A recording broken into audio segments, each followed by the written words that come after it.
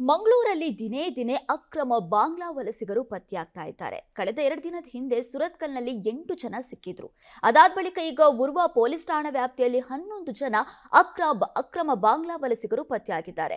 ಹಾಗಾದ್ರೆ ಈ ಅಕ್ರಮ ಬಾಂಗ್ಲಾ ವಲಸಿಗರು ಮಂಗಳೂರನ್ನ ಸೇರಿದ ಹೇಗೆ, ಸೇರಿ ಮಾಡಿದ್ದೇನು? ಇಲ್ಲಿದೆ ನೋಡಿ ಆ ಕುರಿತ ಸ್ಟೋರಿ. ಮಂಗಳೂರಿನಲ್ಲಿ ಮತ್ತೆ ಅಕ್ರಮ ಬಾಂಗ್ಲಾ ಬೇಟೆ. ಬರೋಬ್ಬರಿ 13 ಅಕ್ರಮ ಬಾಂಗ್ಲಾ ನಿವಾಸಿಗಳು ಪತ್ತೆ. ಕೋಡಿಕಲ್ ಉರ್ವಾ ಪೊಲೀಸರ ಕಾರ್ಯಾಚರಣೆ. ಮಂಗಳೂರಿನಲ್ಲಿ ಅಕ್ರಮವಾಗಿ ನೆಲೆಸಿರುವ ಬಾಂಗ್ಲಾದೇಶಿಗಳ ಸಂಖ್ಯೆ ದಿನೇ ದಿನೇ ಹೆಚ್ಚುತ್ತಿದೆ. ಅಕ್ರಮ ಬಾಂಗ್ಲಾ ವಲಸಿಗರ ಪತ್ತೆಗೆ ಮಂಗಳೂರು ಪೊಲೀಸರು ಸಮರ ಸಾರಿದ್ದಾರೆ. ಕಳೆದ ಜುಲೈ 10ರಂದು ಸೂರತ್ಕಲ್ ಪೊಲೀಸರು ನಡೆಸಿದ ಕಾರ್ಯಾಚರಣೆಯಲ್ಲಿ ಖಾಸಗಿ ಮೆಡಿಕಲ್ ಕಾಲೇಜಿನ ಕಟ್ಟಡ ಕಾಮಗಾರಿಯಲ್ಲಿ ಅಡಗಿದ್ದ 8 ಬಾಂಗ್ಲಾ ಪ್ರಜೆಗಳನ್ನ ಬಂಧಿಸಲಾಗಿದೆ. ಈ ಪ್ರಕರಣ ಮಾಸುವ ಮುನ್ನವೇ ಇದೀಗ ಉರ್ವಾ ಹಾಗೂ ಕೋಡಿಕಲ್ನಲ್ಲಿ ನಿರ್ಮಾಣ ಹಂತದ ಕಟ್ಟಡದಲ್ಲಿ ಒಟ್ಟು 13 ಅಕ್ರಮ ಬಾಂಗ್ಲಾದೇಶಿಗಳು ಪತ್ತೆಯಾಗಿದ್ದಾರೆ.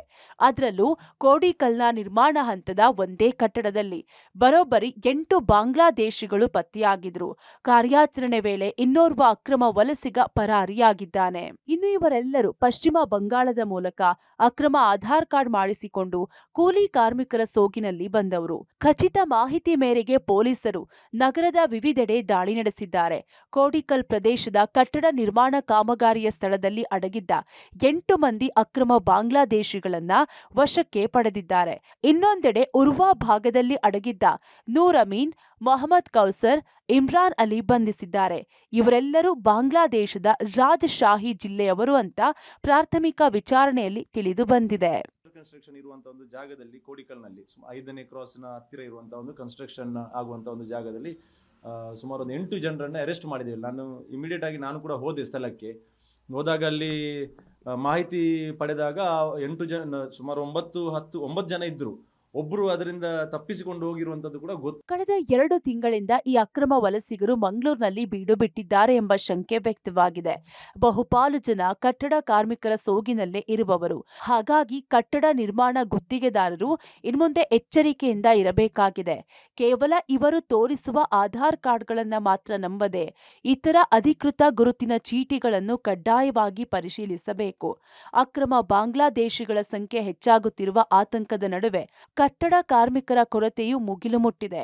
ಸದ್ಯ ವಶಕ್ಕೆ ಪಡೆದವರ ದಾಖಲೆಗಳನ್ನ ಪೊಲೀಸರು ಪರಿಶೀಲಿಸುತ್ತಿದ್ದು, ಇವರ ಹಿಂದೆ ಇನ್ನೂ ಎಷ್ಟು ಮಂದಿ ಅಡಗಿದ್ದಾರೆ ಎಂಬ ಬಗ್ಗೆ ವಿಚಾರಣೆ ನಡೆಯುತ್ತಿದೆ. 8 ಜನರನ್ನು ಅರೆಸ್ಟ್ ಮಾಡಿ ಅವರ ದಾಖಲೆಗಳನ್ನು ತೆಗೆದಾಗ ಅವರ ಆಧಾರ್ ಕಾರ್ಡ್ ಕೊಟ್ಟಿರುವಂತದ್ದು, ಆ ಆಧಾರ್ ಕಾರ್ಡ್ ಅಲ್ಲಿ ಸರಿಯಾಗಿ ನೋಡಿದ್ರೆ ವೆಸ್ಟ್ ಬೆಂಗಾಲ್ ಅಂತ ಹೇಳಿ ಅದರಲ್ಲಿ ಮೆನ್ಷನ್ ಮಾಡ್ತಾರೆ. ಬಟ್ ನಾವು ಅದನ್ನು ಒಂದು ಅಪ್ಲಿಕೇಶನ್ ಅಲ್ಲಿ ಹಾಕಿ ನೋಡಿದಾಗ ಕೂಡ ಅದು ಫೇಕ್ ಅಂತ ಬರ್ತಾ ಉಂಟು. ಈಗ ಅವರನ್ನು ಅರೆಸ್ಟ್ ಮಾಡಿ ಈಗ ಉರ್ವಾ ತಾಣಕ್ಕೆ ಕರ್ಕೊಂಡು ಹೋಗಿದ್ದಾರೆ. ನಾನು ಕಾಂಟ್ರಾಕ್ಟರ್ಸ್ ಗೆ ಇರ್ಬೋದು ಅಥವಾ ಯಾರು ಬಿಲ್ಡರ್ಸ್ ಗೆ ಇದ್ದಾರೆ, ಅವರ ಹತ್ರ ನಾನು ವಿನಂತಿಯನ್ನು ಮಾಡುವುದೇನೆಂದ್ರೆ, ಏನು ಅವರ ಐಡಿ ತೋರಿಸ್ತಾ ಇದ್ದಾರೆ, ಆ ಐಡಿಯನ್ನು ನೀವು ಕ್ಲಿಯರ್ ಆಗಿ ಅದನ್ನು ಚೆಕ್ ಮಾಡುವಂತದ್ದು ಕೆಲಸ ಮಾಡಬೇಕು. ಒಟ್ಟಿನಲ್ಲಿ ಕೂಲಿ ಕಾರ್ಮಿಕರ ಸೋಗಿನಲ್ಲಿ ಬಂದು ನಗರದಲ್ಲಿ ಅಕ್ರಮವಾಗಿ ನೆಲೆಸಿರುವ ಬಾಂಗ್ಲಾ ಪ್ರಜೆಗಳ ಪತ್ತೆಗೆ ಖಾಕಿ ಪಡೆ ಹದ್ದಿನ ಕಣ್ಣಿಟ್ಟಿದೆ.